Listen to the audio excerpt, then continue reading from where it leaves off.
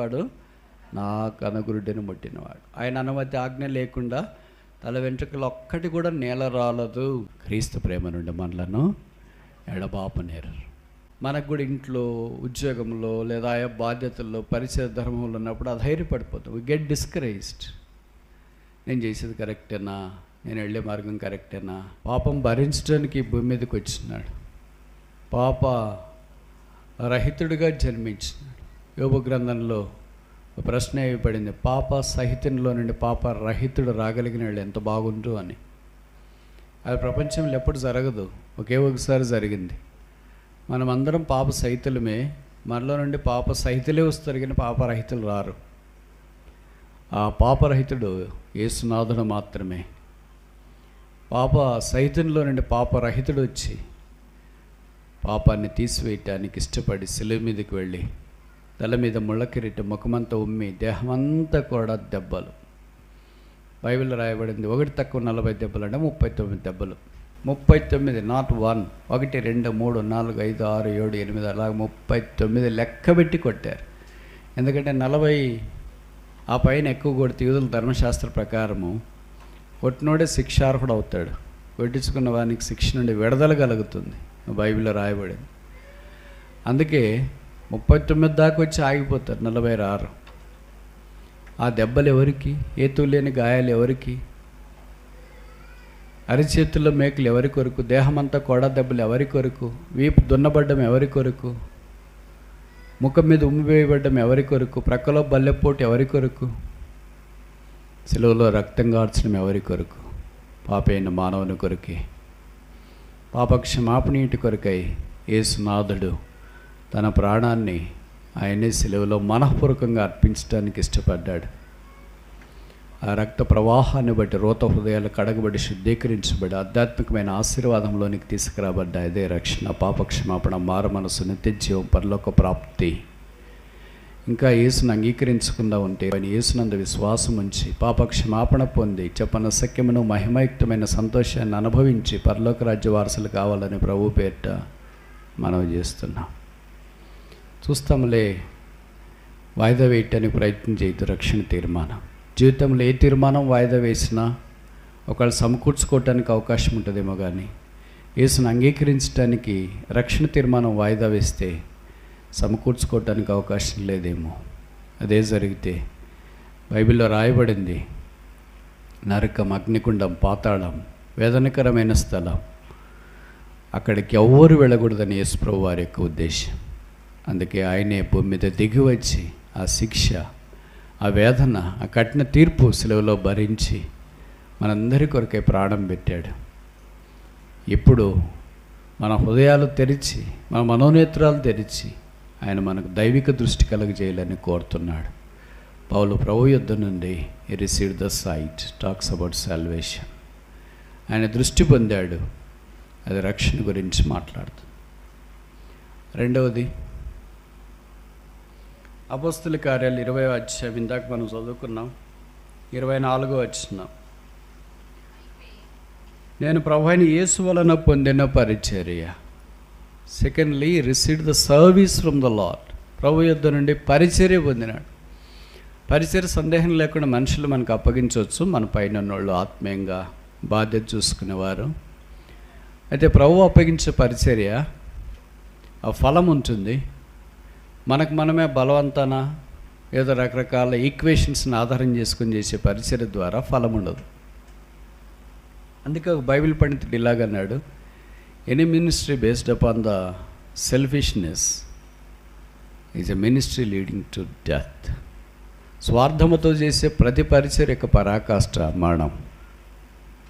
అది ఎలాంటి పరిచర్య అయినా కావచ్చు. విషాదకరమైన సంగతి ఏంటంటే, ఈ దినాల్లో నిస్వార్థంగా యేసును బట్టి చేసే పరిచర్య కంటే స్వార్థంతో చేసే పరిచర్య 3 పువ్వులు 6 కాయలుగా విస్తరిస్తుంది.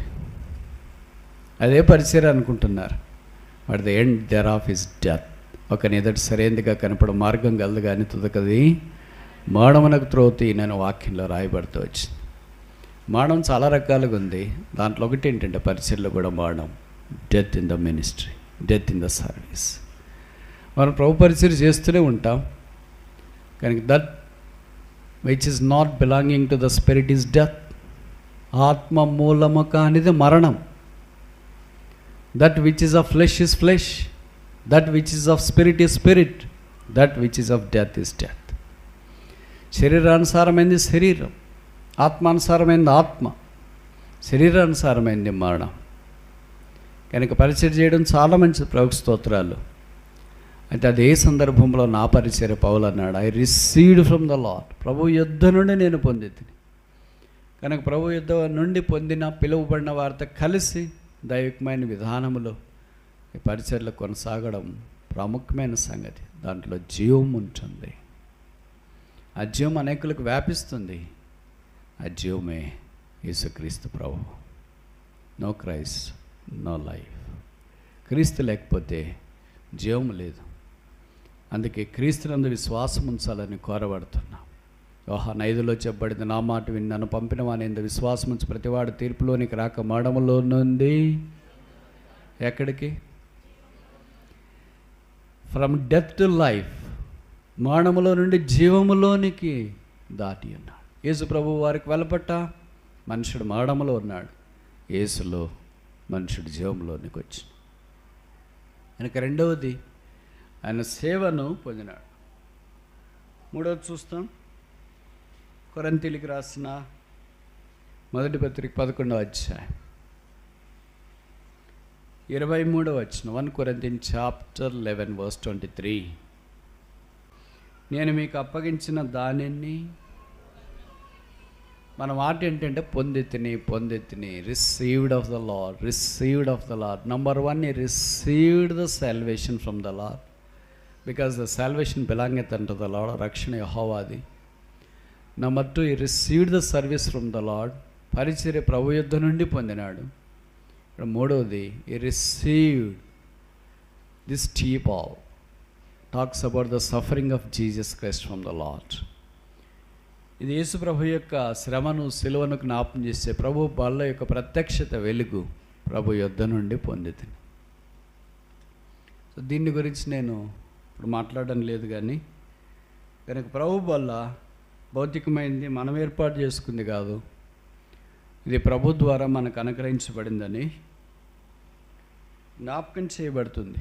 నాలుగవది, కొరింథీయులకు రాసిన మొదటి పత్రిక 15:3. 1 Corinthians chapter 15 verse 3. 1 Corinthians chapter 15 verse 3. కొరింథీయులకు రాసిన మొదటి పత్రిక 15వ అధ్యాయం 3వ వచనం. నాకు ఇయ్యబడిన, దీన్ని పారాఫ్రేజ్ చేస్తే మూల భాష ప్రకారము, నేను పొందిన ఉపదేశము మొదట మీకు అప్పగించితిని. I received the scriptures. ఆయన ఉపదేశము 119వ కీర్తన ప్రకారం ఉపదేశము, శాసనము, కట్టడము, ధర్మశాస్త్రం ఇవన్నీ దైవవాక్యానికి సినానిమస్గా పదాలుగా వాడబడుతూ వచ్చినాయని మనకు పరిచయం. కనుక ఈయన దేవుని యొక్క సన్నిధిలో నుండి దైవవాక్యాన్ని పొందాడు. అదే ఉపదేశం అని ఇక్కడ రాయబడుతూ వచ్చింది. ఏంటంటే ఇదే సువార్త. యూజువల్గా మనం ఇది తప్ప మిగతావన్నీ చేస్తుంటాం, రకరకాల పోలికలు అవి ఇవి. కానీ రాయబడింది ఏంటంటే, లేఖనం ప్రకారం యేసు ప్రభు వారు చనిపోయి సమాధి చేయబడి లేఖనం ప్రకారం 3వ దినాన తిరిగి లేచిన. This the only message we have. కొంతమంది చెప్తుంటారు, నాతో కూడా ఇంతమంది అనేవాళ్ళు, బ్రదర్ మా ఊర్లోనా, మా సంఘములోనా, మా దైవ సేవకుడి దగ్గర 400 వర్తమానాలు ఉన్నాయంట, కనుక అవే చెప్తుంటారు, మీ దగ్గర ఎన్ని వర్తమానాలు ఉన్నాయని నన్ను అడిగినారు. నేను చెప్పిన, నా దగ్గర ఒకటి ఉండదు. I have only one message, the message of the cross of Jesus Christ, as we see in 1 Corinthians chapter 15 verse 3. 1 Corinthians 15:3 చెప్పబడినట్లు యేసు లేఖనం ప్రకారం చనిపోయి సమాధి చేయబడి లేఖనం ప్రకారం తిరిగి లేచిన. మరి అన్ని స్థలాల్లో చెప్తుంటారంటే చెప్తుంటాను, ఇదే మార్చి. So we preach Christ crucified in different dimensions, directions. సిలువ వేయబడిన యేసుని గురించి రకరకాల కోణాల్లో పరిశుద్ధాత్మ దేవుని ద్వారా పరిచయం చేయడానికి ప్రయత్నం చేస్తుంటాం. విచిత్రం ఏంటంటే, మధ్యలో గుంపు వచ్చింది. వాళ్ళు ఏం చెప్తారంటే, సువార్త చెప్తే ప్రజలకు అర్థం కాదు బ్రదర్, మనం రకరకాల విషయాలన్నీ చెప్పి అప్పుడు చెప్పాలా అని అంటారు. అది వాళ్ళు చెప్పేది ఒక రకం కరెక్టే, వాళ్ళది ఒక శక్తి కూడా ఉంది. ఆ శక్తికి చెందిన వాళ్ళు కూడా బహుశా ఇక్కడ కొంతమంది ఉన్నారేమో, నేనేమో వాళ్ళని డిస్కరేజ్ చేయట్లేదు. కానీ భక్త్ సింగ్ గారు మనకు నేర్పింది ఏంటంటే, దేవుని వాక్యం శక్తి కలిగింది. It touches the people, it converts the people, it prepares the people అని ఆయన నమ్మినాడు. అంటే దేవుని వాక్యం ఉన్నట్లుగా ప్రకటిస్తే అది ప్రభావితం చూపిస్తుంది, పని చేస్తుంది, జీవితాలు మారుస్తుంది, ప్రజలు తమ జీవితాన్ని ప్రభు సన్నిధిలో ఒప్పుకునేటట్టు చేస్తుంది. ఆయన నమ్మినాడు, చూసినాడు, అదే మనకు కూడా నేర్పించినాడు. మనం కూడా అదే చేస్తున్నాం. కానీ మధ్యలో ఏమొచ్చిందంటే డీవియేషన్ వచ్చింది. అందుకని కొంతమంది ఇట్లా ఉన్నదన్నట్టు వాక్యం చెప్తే, బ్రదర్ సువార్త వచనాలు చెప్తే ప్రజలకి ఎట్లా అర్థమవుతుంది అని, మనం అర్థమయ్యేటట్టు చెప్పినంత మాత్రం వాళ్ళేం రక్షణ పొందరు. అర్థం కాకుండా చెప్పినంత మాత్రం దేవుని చిత్తంలో ఉన్నవాళ్ళు రక్షణ పొందకుండా పోరు. అర్థం చేసేది, రక్షణ పొందేటట్టు చేసేది పరిశుద్ధాత్మ దేవుని యొక్క పని. అలాగే నేను అన్నప్పుడు మీరు అనొచ్చు, అప్పుడు మనము ఇంకా వాళ్ళకి చెప్పాల్సిన పని ఏముంది, ఆయనే చేసుకుంటాడుగా అని. మనం తేటగా బోధించేది మన పని. అపోస్తుల కార్యాలు రాయబడింది, వారు దేవుని వాక్యం తేటగా బోధించరని. బోధించడం is different, preaching is different. Teaching is different and preaching is different. Both cannot be same. రెండు ఒకటే కాదు. చాలామంది రెండు ఒకటే అనుకుంటారు. తేటగా బోధించడం, సువార్త బోధించలేం తేటగా. సువార్త ఎలాగ చెప్తామంటే హెరాల్డింగ్. బాప్తిస్మ ఇచ్చే యోహాను బయటకు వచ్చి ఏం చెప్పినాడు, నాయనా అమ్మ అక్క ఇలా ఎట్లున్నారండి అటు చెప్పలే. కాలం సంపూర్ణమైన దేవుని రాజ్యం సమీపించినది, మారు మనసు పొంది సువార్తను నమ్ముడి. సేమ్ పిచ్ యేసుప్రభు వారు కూడా భూమి మీదకి వచ్చినప్పుడు ఇదే చెప్పాడు. కాలం సమీపించిన దేవుని రాజ్యము, కాలం సమీపించినది, పరలోక రాజ్యం సమీపించినది, మారు మనసు పొంది. కాలం సంపూర్ణమైనది, దేవుని రాజ్యం సమీపించినది, మారు మనసు పొంది సువార్తను నమ్మడి. Same. So the gospel has to be proclaimed, not thought. అర్థమైంది అనుకుంటా. సువార్త బోధించేది కాదు, సువార్త ప్రకటించేది. It's a proclamation. This is true that Jesus died, Jesus buried, Jesus rose again, Jesus is going to come. If you believe Jesus, you are blessed. If you don't believe Jesus, its aftermath is left to you. This is what the gospel is. పౌలు ఇదే బోధిస్తూ వచ్చినాడు, ఇదే ప్రకటిస్తూ వచ్చినాడు. We call it as scriptures. నిన్న వాక్యము అని మనం తెలియజేస్తున్నాం. ఇప్పటిదాకా ఆయన ప్రభు యుద్ధ నుండి పొందింది 4. మొదటిది ఏంటి? శాల్వేషన్, రక్షణ, కళ్ళు తెరవబడ్డాయి. రెండవది ఏంటి? సర్వీస్, పరిచర్య ప్రభు యుద్ధ నుండి పొందాడు. మూడవది ఏంటి? సఫరింగ్స్, ప్రభు యొక్క బలను గురించి ప్రత్యక్షత ఆయనకు కలిగింది. నాలుగవది ఏంటి? ఉపదేశము, దైవవాక్యము ఆయనకు ప్రభు యుద్ధ నుండి వచ్చింది, అదే శిలువ వర్తమానం. ఐదవది కొరింథీయులకు రాసిన 2వ పత్రిక 4వ అధ్యాయం, 2 Corinthians chapter 4 verse 1. 2 Corinthians chapter 4 verse 1. కాబట్టి పరిచర్య పొందినందున కరుణింపబడిన వారమై, పరిచర్య పొందినప్పుడు అధైర్యపరిచే పరిస్థితులు కూడా వస్తాయి. అసలు దేవుడు నేను ఈ పరిచర్యకు పిలిచినాడా, లేదా నువ్వే ఎగ్జైట్ అయిపోతున్నావా, నిజంగా ప్రభు నీకు ఇది అప్పగించినాడా, ఈ కాలింగ్ ఉందా, ఇలాంటి విషయాల్లో ప్రభు నేను నడిపిస్తున్నాడా, ఇవన్నీ సైతాను బహుశా రకరకాల ప్రశ్నలు తీసుకొని వస్తున్నాడేమో. అయితే పౌలుకు కూడా ధైర్యపడే పరిస్థితులు వచ్చినాయి. ఆయనకు వచ్చిన పరిస్థితుల్లో మనకు వచ్చే విషమంత కూడా లేవు, అది వేరే విషయం అనుకోండి. ఆయన పడిన కష్టాల గురించి కొరింథీయులకు రాసిన 2వ పత్రికలో వివరంగా వివరించడానికి ఆయన ప్రయత్నం చేసినాడు. ఆశ్చర్యకరమైన సంగతి ఏంటంటే, నేను కూడా ఎప్పుడైనా ఆలోచిస్తుంటా, పౌలు చాలా గొప్ప ఆత్మీయుడు కదా. అపోస్తుల కార్యాలలో రాయబడింది, దేవుడు పౌలు చేత విశేషమైన అద్భుతములు చేయించింది. ఆయన పాము గరిచినా కూడా ఆయనకి ఏం కాలేదు. మనకి చీము గరిస్తే, పొరుగు గరిస్తే ఇంత దద్దులు వేస్తుంది, హాస్పిటల్కి పోతాం, దానికి ఏదో అది వేసుకుంటాం, దాన్ని తగ్గించుకోవడానికి ఇంకోటి వేసుకుంటాం, అన్నీ వేసుకునేటప్పటికి నాలుగు చేదైపోతుంది, తినలేకుండా నీరసం వచ్చేస్తుంది, హాస్పిటల్కి పోయి మళ్ళీ సెలైన్ బాటిల్ పెట్టించుకుంటాం, ప్రార్థన చేయండి. మనకత్తేమి ఇట్లుంది, ఆయన పరిచయ ధర్మమేమో అలాగుంది. ఆయన పాము గరిచినా కూడా ఆయనకి ఏం కాలేదు. అలా అపరిమితముగా దెబ్బలు తింటేనే అన్నాడు. కౌంట్లెస్, ఎన్నో తెలియదు, ఎక్కడో తెలియదు. ఇప్పుడు నేనేమో ఆలోచిస్తున్నానంటే, అది మీకు కూడా ఆలోచన వచ్చిందో లేదో నాకు తెలియదు, పౌలుని దేవుడు ఘనంగా వాడుకున్నాడు కదా, కొట్టేవారిని చేతులు పడిపోయేటట్టు చేయొచ్చు కదా. మనం కూడా అనుకుంటాం కదా, మనల్ని వాళ్ళని ఎక్కడైనా ఆఫీస్లో అక్కడ ఇక్కడ ఏదో రకరకాల కారణాన్ని బట్టి మనం అంటే పడుకుని ఉంటే వాళ్ళతో మాట్లాడే ప్రభు, వాళ్ళకి నిద్ర పట్టుకుని చేయి ప్రభు, ఇలా రకరకాల ప్రార్థనలు చేస్తుంటాం. విచిత్రమేమో తెలుసా, వాడికి ఆ రోజు ఎక్కువ నిద్ర పడుతుంది. మనం చేసిన దానికి ఆపోజిట్గా జరుగుతుంటుంది.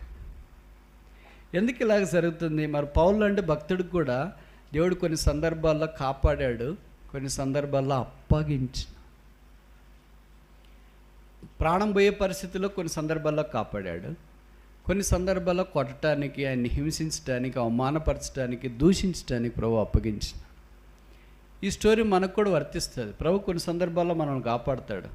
నువ్వెంతన్నా ప్రార్థన చేయి, ప్రభు నన్ను తిట్టిన వాళ్ళు నోరు పడిపోయేటట్టు చేయంటే ఇంకా వాళ్ళకి బాగా సంపూర్ణ స్వేచ్ఛ వస్తుంది. నన్ను ఇలాగ వాళ్ళు కొట్టారు, వాళ్ళతో మాట్లాడు ప్రభు అంటే ఇంకా కొట్టడానికి ట్రై చేస్తూ ఉంటారు.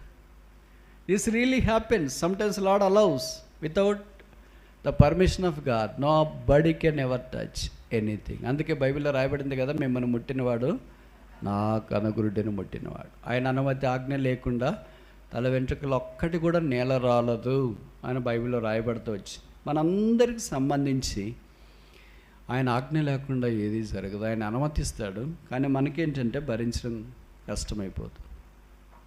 ఇక్కడ పౌలు దగ్గరికి వచ్చేటప్పటికి ఆ ధైర్యపడే పరిస్థితులు వచ్చిన పరిచర్లు, మనకు కూడా ఇంట్లో, ఉద్యోగంలో లేదా ఆయా బాధ్యతల్లో, పరిచయ ధర్మంలో ఉన్నప్పుడు ఆ ధైర్యపడిపోతాం. We get discouraged. నేను చేసేది కరెక్టేనా, నేను వెళ్ళే మార్గం కరెక్టేనా, ఈ పరిసర దైవికమేనా, లేదా నేనే ఏమైనా ఎక్సైట్ అయిపోతున్నానా, వాళ్ళు వీళ్ళు బలవంత పెడుతున్నారు కానీ వెళ్తున్నానా, ఈ పరిసరికి నిజంగా ఫలం ఉందా, ఇలాగ సాధారణ మనల్ని దైవ మార్గంలో నుండి మళ్ళించడానికి ప్రయత్నం చేస్తుంటాం. అయితే ఆ పరిచర్య ప్రభు యుద్ధ నుండి మేము పొందినాము ఆ కృప ద్వారా, లేదా కరుణించబడిన వారమే. ఇంగ్లీష్లో రాయబడింది వై అబ్టైన్ మర్సీ, కనికరము పొందినాం, కరుణ పొందినాం. కనుక all the things we received from the lord, specially this mercy talks about the sacrifice. ఈ త్యాగాన్ని గురించి జ్ఞాపం చేయబడదు. అందుకే నా ప్రాణము నేను ఎంత మాత్రం ప్రియమైనదిగా ఎంచడం లేదు. ఇప్పుడు 5 విషయాలు మనం చూసినాం ఆయన పొందింది. ముందుకెళ్ళక మన ప్రశ్న ఏంటంటే, మనమేం పొందినాము? ఈ 5లో మొదటిది, రెండవది, మూడవది, నాలుగవది, 5 పొందినామా? మొదటి దగ్గరికి వచ్చి ఆగిపోయాము. నాకు తెలిసి మనలో చాలామంది మొదటి దగ్గరికి వచ్చి ఆగిపోయింది. కళ్ళు తిరుగుబడ్డాయి, పర్లేదులే, ఇంక ఇంత మాత్రం గుడ్డాడని లోకం అనట్లేదు, అంటే రక్షణ పొందలేదని అనట్లేదు, నేను రక్షణ పొందినాను లేని అనుకుంటా ఉంటాను. మరి అక్కడి నుండి ప్రోగ్రెసివ్ రెవల్యూషన్, ప్రోగ్రెసివ్ లైట్, పురోగమన ప్రత్యక్షత, పురోగమన వెలుగు మన ఆత్మ సంబంధమైన జీవితంలో కలిగి ఉండాలి. ఆల్ రిసీవ్డ్ ఫ్రమ్ అబావ్, పైనుండి వచ్చినాయి, ప్రభు నుండి వచ్చినాయి. కనుక దాన్ని ఎవరు తీసేయలేరు, దాన్ని ఎవరు మార్చలేరు. బైబిల్లో రాయబడింది, ఆయన ఇచ్చిన దాన్ని గూడ్స్ ఆయన ఎప్పుడు పశ్చాత్తాపడండి. God would never repent of the ministry entrusted us. మామూలుగా మనం చాలాసార్లు రిగ్రెట్ అవుతాం అంటారు కదా, నువ్వు ఈ చదివినందుకు రిగ్రెట్ అవుతున్నావా, ఫెయిల్ అయినందుకు రిగ్రెట్ అవుతున్నావా, పలానా అబ్బాయిని చేసుకున్నందుకు రిగ్రెట్ అవుతున్నావా, అమ్మాయిని చేసుకున్నందుకు రిగ్రెట్ అవుతున్నావా, ఏదేముంది బతికే అలాగైపోయింది అని కొన్నిసార్లు మనం అనుకుంటా ఉంటాం. Life is full of regrets అని మనం అనుకుంటాం. పొరపాటు జరిగిందే, ఈ గ్రూప్ తీసుకోకపోయింటే బాగుండేది, ఈ కాలేజీలో చదువుకోపోయింటే బాగుంటుంది, వాళ్ళ ఫ్రెండ్ కాకపోయింటే బాగుండేది, ఆ ఫోన్ చేయకపోయింటే బాగుండేది, అక్కడికి వెళ్ళకుండా ఉంటే బాగుండేది. ఇవన్నీ రకరకాలుగా మనం రిగ్రెట్ అవుతాం. ప్రభు మన దగ్గరికి వచ్చినప్పుడు, అయ్యో వీళ్ళకి ఈ వరం ఇవ్వకుండా ఉంటే బాగుండేది అని ఎప్పుడు రిగ్రెట్ కాడు. పాటలు పాడే వరం ఇచ్చినానే, ఎంత పని అయిపోయింది అబ్బా అని అనుకోడు. వాక్యం చెప్పే వరం ఇచ్చానే, ఎంత పని అయిపోయింది. లేదా పరిసర ధర్మం, సువార్త పరిసర ఇచ్చినానే, ఎంత పని అయిపోయింది అని. It doesn't repent the gifts he bestowed upon us. Instead he gives opportunity to exercise them. మనకిచ్చిన కృపావరాల్ని బట్ ఆయన పశ్చాత్తాపడకుండా ఇంకా వాటిని వినియోగపరచుకోవటానికి, ప్రజ్వలింప చేసుకోవటానికి, పదును పెట్టుకోవటానికి ఆయన మనకు అవకాశాలు ఇస్తుంటాడు. అలాంటి దాంట్లోనే ఈ సువార్త పరిచయం, అలాంటి దాంట్లోనే అపోస్తలుడైన పౌలు మనకు కనిపిస్తుంటాడు. ఇప్పుడు మన భాగంలోనికి రావడానికి ప్రయత్నం చేస్తాం. అపోస్తలుల కార్యాలు 20వ అధ్యాయంలో ఎఫెసీ పెద్దల చేత పౌలు పరిచయ ధర్మం యొక్క ప్రాముఖ్యతను గురించి రాస్తున్నాడు.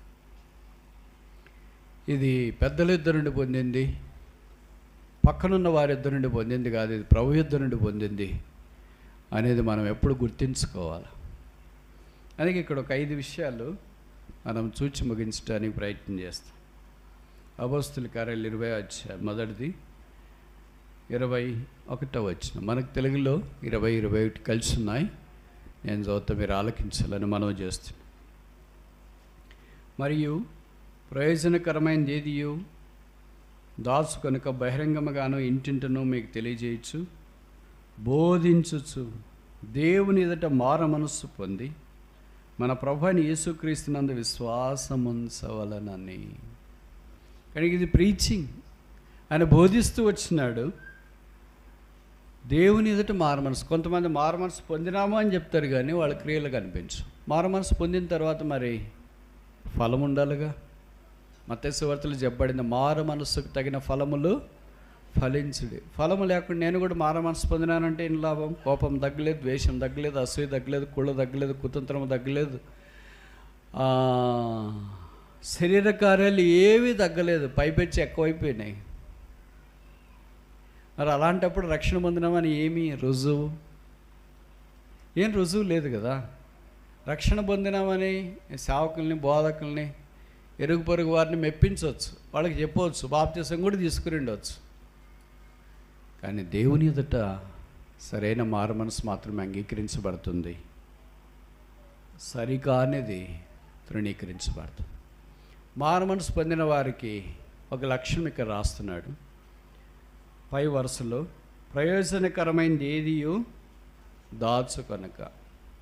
నేను ఈ మాట చెప్పినాను అనుకో, ఈ మారు మనసు వద్దు ఏమొద్దు అంటారు మీరు కదా. మారు మనసు పొందిన వారిలో మొదటి ఫలం ఏంటంటే ప్రయోజనకరమైనది ఏం దాచుకోరంట. ఇది అపోస్తలుల కార్యాలు. మన కార్యాల దగ్గరికి వచ్చేటప్పటికి వేరే వాళ్ళది కూడా మనం తీసుకుంటాం. మనం దాచుకునే సంగతి పక్కన పెడితే వేరే వాళ్ళది కూడా తీసుకుంటాం. అందుకే మీకు తెలుసో తెలియదు, అపోస్తలుల కార్యాల్లో ప్రభు యొక్క కార్యము విరివిగా వ్యాపించడానికి ఏంటంటే బిలీవర్స్ వర్ అన్సెల్ఫిష్. ఈ దినాల్లో పరిచర్య మందకొడిగా సాగిపోవటానికి ఏంటంటే believers are too much selfish. పరిచర్య చేస్తున్నట్లు ఉంటుంది, అది కూడా ఎందుకు చేస్తారు, ఎలాగ చేస్తారని సాధారణంగా సెల్ఫ్ మోటివ్స్. కానీ అపోస్తలుల కార్యాలు అలా కాదు. అందుకే మీకు తెలుసో తెలియదు, కమ్యూనిజం, నక్సలిజం ఈ అపోస్తలుల కార్యాల్లో నుండే వచ్చింది. క్యాపిటలిజం వాళ్ళకి వ్యతిరేకం. అందరికీ సమభాగములో ఉండాలా, all should have access to the power, money, Liberty, freedom. అది కమ్యూనిజం యొక్క మూల సిద్ధాంతం. అది అపోస్తలుల కార్యాల్లో మనం చూస్తాం. యేసు ప్రభువారు అదే స్థాపించినాడు. అందుకే మనకు పరిచయం కదా, పొలాలు ఉన్నవాళ్ళు అమ్మేసి డబ్బులు తీసుకొని వచ్చి అపోస్తలుల అకౌంట్లో వేసిరి అని రాసినారా మీ బైబిల్లో? పాదాల ఏం పెడతారు? పాదాల దగ్గర ఏం పెడతారు? ఇప్పుడు మీరు ఎవరైనా గిఫ్ట్ ఇచ్చినారనుకో, నాకే ఇచ్చినారు, ఇంకెవరికి ఇచ్చినారనుకో, ఆ పాదం దగ్గర పడేయమన్నాను అనుకో, ఏమనుకుంటారు మీరు? ఈయనకి టెక్ ఎక్కువైంది.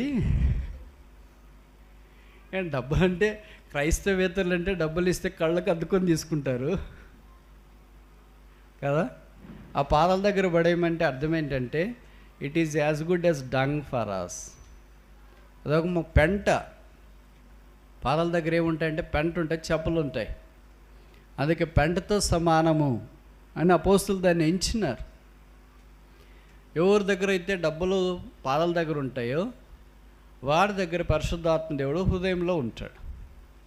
ఎవరు హృదయంలోన డబ్బులు ఉంటాయో వారి దగ్గర పరిశుద్ధాత్మ దేవుడు కింద ఉంటాడు. ఈ లాజిక్ ఇస్ సింపుల్.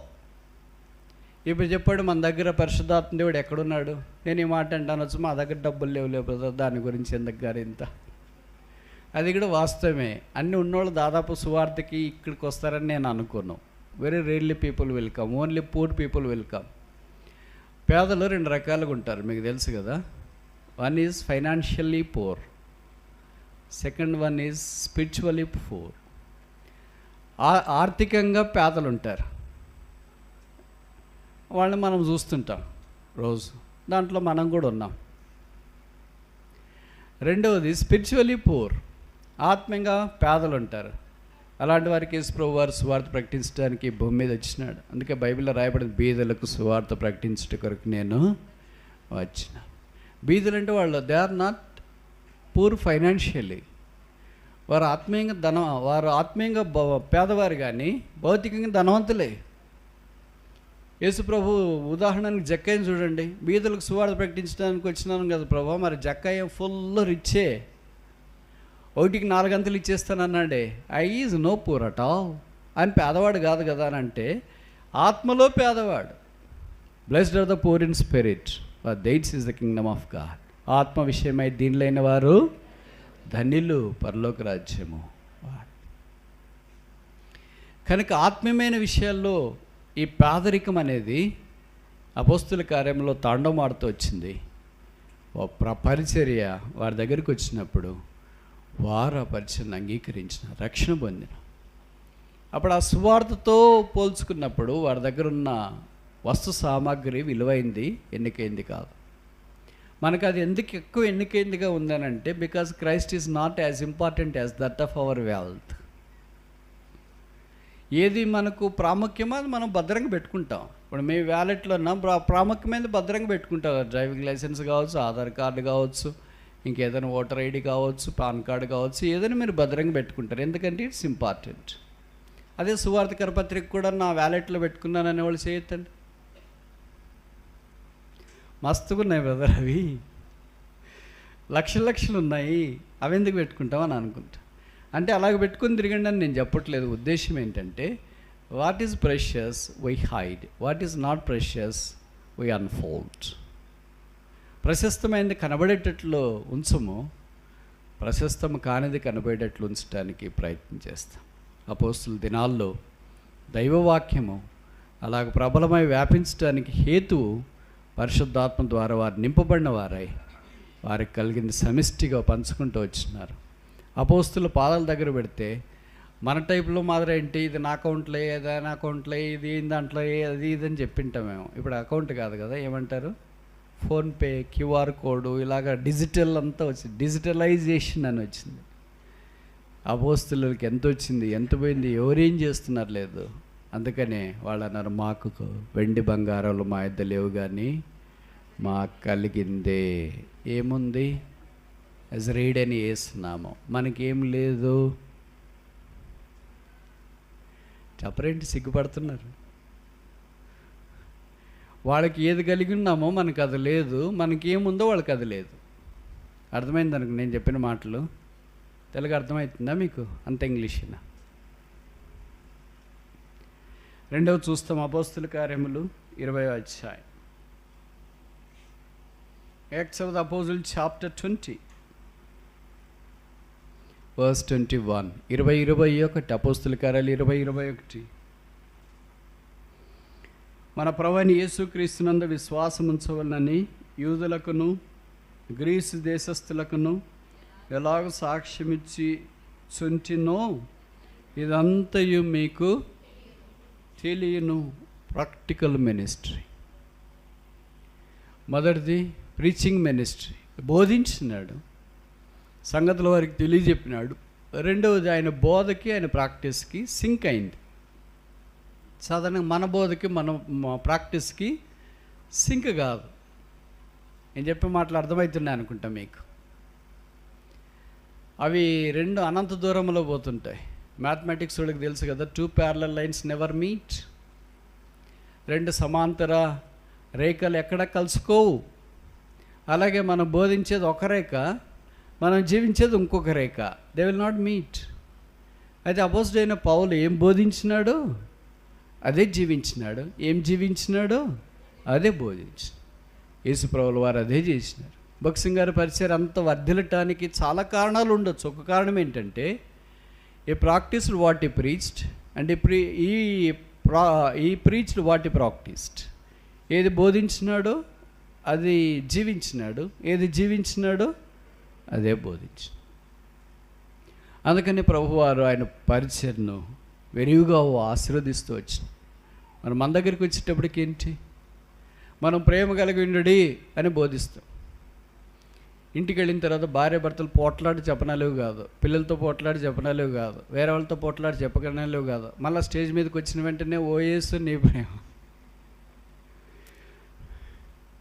ఆ ప్రేమ ఎలా కార్యసిద్ధి అవుతుంది? ఇలాంటి స్టోరీస్ లెక్కలేనని ఉంటాయి మనతో.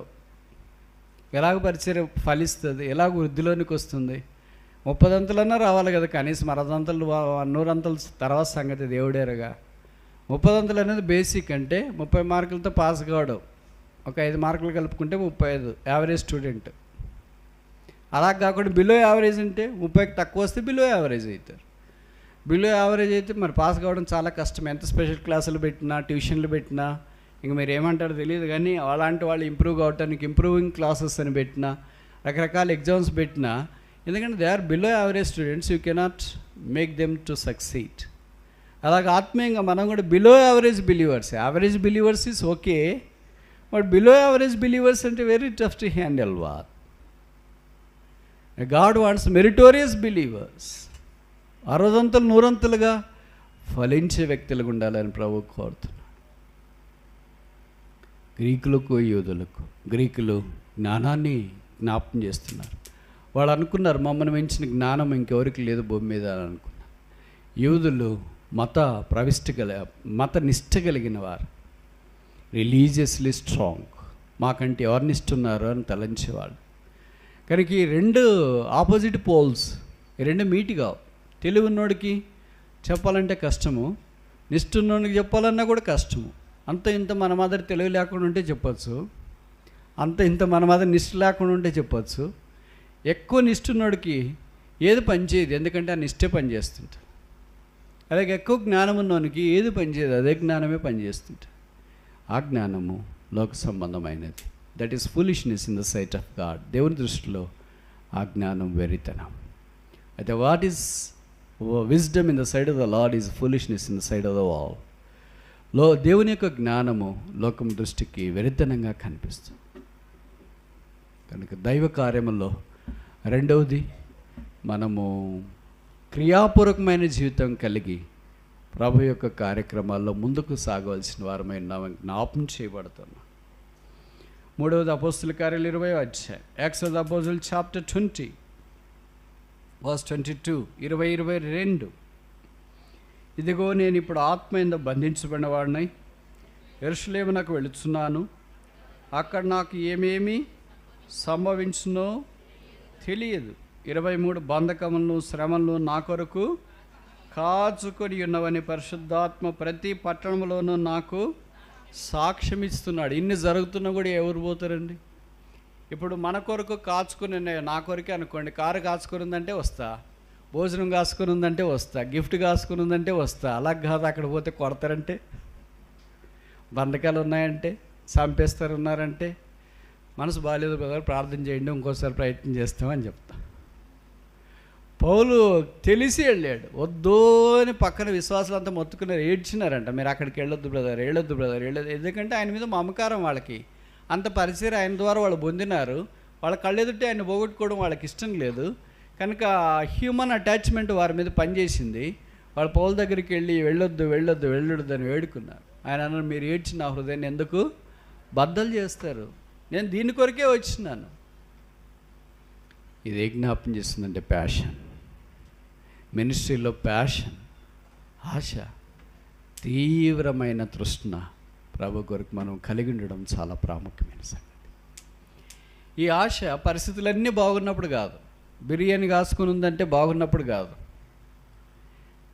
ఏది కాచుకున్నప్పటికి కూడా ఆశ తగ్గిపోకుండా ఉండడం. ఇది మన వల్ల కాదు, అందుకే ఆత్మదేవుడే ఈ కార్యం జరిగించాలి. మన శరీరాలు ఎలాగుంటాయి, ఎండకపోతేనే వాలిపోతాం, ఇంక అయిపోయిన తర్వాత పరిచర్యకు వచ్చి కూర్చోవాలంటేనే కష్టం అనిపోద్ది. ఇంకెంత తక్కువ చెప్తే అంత మంచిది అనుకో, మన గురించి, మన బలహీనతల గురించి. అయితే the power of the resurrection has to B operated in us. ప్రభు యొక్క పునరుత్థాన శక్తి మనలో కార్యసిద్ధి కలిగించబడాలి. ఆ కార్యసిద్ధి కలిగించినప్పుడు we are weak, then we will be strong. మనం అనుకుంటే when we are strong, we are strong. When we are weak, we are weak. That's 180 degrees opposite to the word of God. దేవుని వాక్యం ఏం చెప్తుందంటే, when you are weak, the power of the resurrection will operate and will become strong. When you are strong physically, you are operated by upon your own strength. మన యొక్క భౌతికమైన శక్తిని బట్టి మనం ఆపరేట్ అవుతూ ఉంటాం. కనుక అపోస్తలుడైన పౌలు పరిచర్య కొరకైన ప్యాషన్, ఈ తృష్ణ, ఈ ఆశ, దైవికమైన ఆసక్తి ఆయన్ను పరిచర్యలో ముందుకు సాగేటట్టుగా చేసింది. శ్రమలైన ఆపలేదు, బాధలైన ఆపలేదు, పేదరికమైన ఆపలేదు, దెబ్బలైన ఆపలేదు. అందుకే ఇవన్నీ the passion is driven by the love of the cross. ఈ ప్యాషన్, ఈ ఆసక్తి ఎలాగొచ్చింది, మనకి ఎందుకు రావట్లేదు అని అంటే, మనకు రాకుండా ఉండటానికి 1,00,000 కారణాలు ఉన్నాయనుకో, ఆయనకు రావడానికి ఒకే ఒక కారణం, సిలువ ప్రేమ. అందుకే రోమా 8లో రాస్తాడు, క్రీస్తు ప్రేమ నుండి మనల్ని ఏడబాపునిది కరువు, ఖడ్గము, వస్త్రహీనత, దుఃఖము, వేదన, కృంగుదల, అవమానం, రోగం, బాధ, మరణం, దిగంబరత్వం, ఉపవాసం, పస్తు, ఏదైనా క్రీస్తు ప్రేమ నుండి మనలను ఎడబాపనేరు. Nothing separates us from the love of Christ. It is more than the physical bond. వీళ్ళు కొంతమంది ఫెవికాల్ చూసింటారు కదా. యేసు ప్రభు యొక్క సిలువ ప్రేమతో మనం అలాంటి బంధములోనికి రావాలని ప్రభు కోరుతున్నాడు. ఆ సిలువ ద్వారా సాధ్యమవుతుంది. ఆ సిలువ యొక్క ప్యాషన్ జీవితాన్ని ప్రభావితం చేస్తుంది. ఆ ప్యాషన్ లేనప్పుడు పరిచర్య ధర్మం ఒక యాంత్రికంగా మారుతుంది, అలవాటుగా మారుతుంది, మెకానికల్ ప్రాసెస్గా మారుతుంది, సాక్షార్థంగా మారుతుంది, రక్షణార్థంగా బహుశా మారకపోవచ్చు.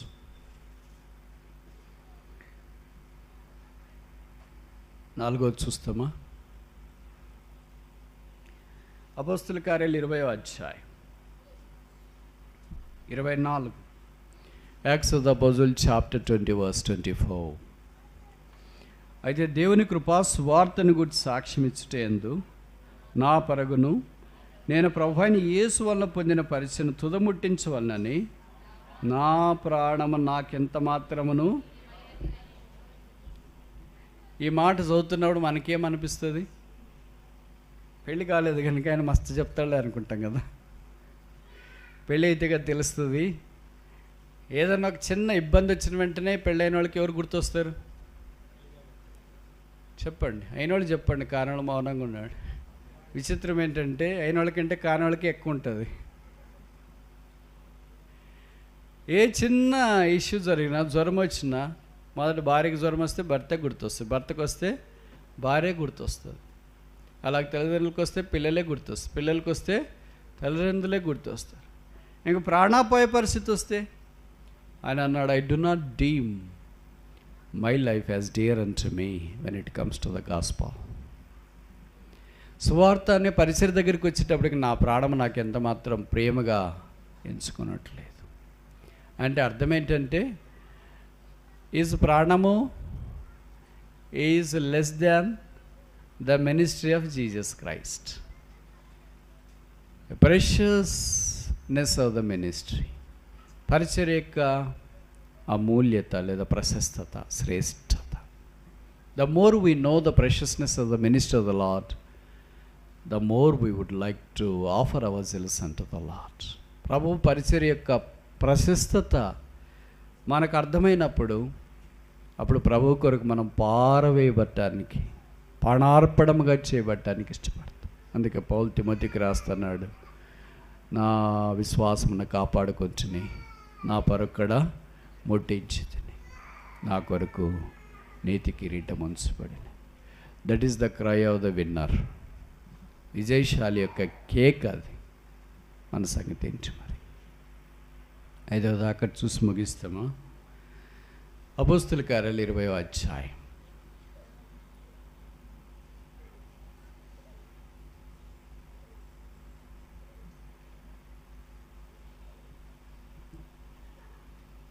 ఇరవై 27వ వచనం. Acts of the అపోజిల్ chapter 20 verse 27. దేవుని సంకల్పం అంతయు మీకు తెలియకుండా నేను ఏమీయో దాచుకునలేదు. ఆయన భౌతికమైన సంగతులు దాచుకోలేదు, ఆత్మీయమైన సంగతులు దాచుకోలేదు. మన సంగతి అంటే మనం ఎంత తక్కువ చెప్తే అంత మంచిదే. మనం చెడ్డవి దాచుకుంటాం, మంచి కూడా దాచుకుంటాం. ఎందుకంటే మంచి ఎలాగ ఉండదు కదా, ఉండేవన్నీ చెడ్డవే కదా. దేవుని సంకల్పం అంతయు, the full purpose of God is the full gospel of Jesus Christ. ఈ సంకల్పం అంతటిని ఎరిగిన అనుభవంలోనికి ఆయన వచ్చినాడు కనుకనే ప్రభు యొక్క స్వార్థను ప్రకటించినాడు. Purposeful ministry. సో ఇప్పటిదాకా 5 రకాలైన పరిచయం చూసినా. మొదటిది ముగిస్తున్నాము. నాకు అర్థమైపోతుంది మీ బాడీ లాంగ్వేజ్, చాలా అలసిపోయారు. కనుక మొదటిది ఏంటి? ప్రీచింగ్ మినిస్ట్రీ, బోధించే పరిచర్య. రెండవది ఏంటి? ప్రాక్టికల్ మినిస్ట్రీ, క్రియాపూర్వకమైన పరిచర్య. మూడవది ఏంటి? ప్యాషనేట్ మినిస్ట్రీ, ఆసక్తితో కూడిన పరిచర్య. నాలుగవది ప్రెషస్ మినిస్ట్రీ, శ్రేష్టమైన పరిచర్య. ఐదవది ఆఖరిది పర్పస్ఫుల్ మినిస్ట్రీ, ఒక ఏర్పాటు, సంకల్పం, ఉద్దేశము కలిగిన పరిచర్య. పౌలు ఈ పరిచర్య చేసినాడు కనుక ఆయన అన్నాడు, నా పరిచర్యకు తగిన ప్రతిఫలం ఉంది. నాకు మాత్రమే కాదు, ఆయన రాకుడి కొరకు కనిపెట్టుకుని వారందరి కొరకు కూడా ప్రతిఫలం ఉంది. కనుక ప్రభు పరిచర్య అది మనకు అప్పగించబడింది. మనము ల్యాప్సెస్ కలిగిన వారమని, పొరపాట్లు కలిగిన వారమని ప్రభుకు తెలుసు. ఆ దేవదూతలకు ఆజ్ఞాపించుంటే ఆ దెబ్బకి సువార్త ప్రకటించిన ప్రపంచం అంతటా. కానీ పరిశుద్ధాత్మ దేవుడు మనలాంటి పాపలను రక్షించుకొని దేవదూతలు దొంగి చూసి ఈ పరిచర్య మనకు అప్పగించినాడు. కనుక ఇది ప్రభు ద్వారా మనం పొందినాం. ఈ పరిచర్య ధర్మాన్ని ఆయన రాకడ వరకు కొనసాగించబడాలని కోరుతున్నా. నేను ప్రభువు వలన పొందిన ఈ పరిచర్య కొనసాగించడానికి నా ప్రాణం ఎంత మాత్రం ప్రియమైనదిగా ఎంచుకోనట్లేదు. పరిశుద్ధాత్మ దేవుడు మనల్ని కూడా ఆయన పరిచర్య కొరకు సిద్ధపరిచి ఆత్మ సంబంధమైన విధానంలో ఆయన పరిచర్య, ఆయన నామ మహిమ కొరకు కొనసాగించినట్లుగా ప్రభు మనకు సహాయం చేయనుగాక.